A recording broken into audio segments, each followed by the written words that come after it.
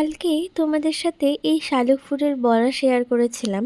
আর আজকে কিন্তু এই শালুক ফুলের যে ডাঁটি আছে এটার কিন্তু রেসিপি শেয়ার করব। যেটার গায়ে দেখতেই পাচ্ছ তোমরা কালো কালো কীরকম আঁশ আছে, সেটাকে কিন্তু ভালো করে মামুনি ছাড়িয়ে পরিষ্কার করে নিয়ে কিন্তু এভাবে কেটে নিয়েছিল। তারপর কড়ার মধ্যে কালো জিরে ফোড়ন দিয়ে আর শুকনো লঙ্কা দিয়ে কিন্তু ওই যে আগে থাকতে কেটে রাখা এগুলোকে দিয়ে দিয়েছিল।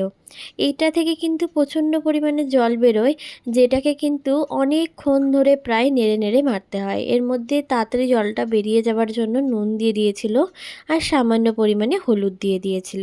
দিয়ে কিন্তু অনেকক্ষণ ধরে নাড়তে হবে, বা তোমরা যদি চাও তো একটু ঢাকা দিয়েও রেখে দিতে পারো, তাহলে দেখবে যে ঠিক এইভাবে কিন্তু জলটা ছেড়ে যাবে।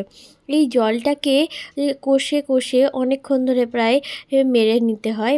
তারপরে এর মধ্যে কিন্তু চিনি দিয়ে দিয়েছিল অনেকটা পরিমাণে, আর এর মধ্যে দিয়ে দিয়েছিল নারকেল কোড়া। নারকেল কোড়াটার জন্য কিন্তু এটার টেস্টটা আরও বেড়ে যায়। তোমরা যদি এটাতে কেউ যদি পেঁয়াজ রসুন ইউজ করতে চাও তো করতে পারো, আমরা কিন্তু এটাতে কিন্তু করিনি। তোমরা যদি ইচ্ছা হয় তাহলে করতে পারো। তারপরে এর মধ্যে জিরে গুঁড়ো আর ধনে গুঁড়ো দিয়ে কিন্তু জলটা যতক্ষণ না মরছে ততক্ষণ কিন্তু প্রায় নেড়ে গেছিলো। ঠিক এই রকম হয়ে আসবে, জলটা কিন্তু একদম শুকিয়ে আসবে। তারপর কিন্তু নামিয়ে নিলেই আমাদের গরম ভাতের সাথে এই বৃষ্টির দিনে এটা কিন্তু খুবই ভালো লাগে।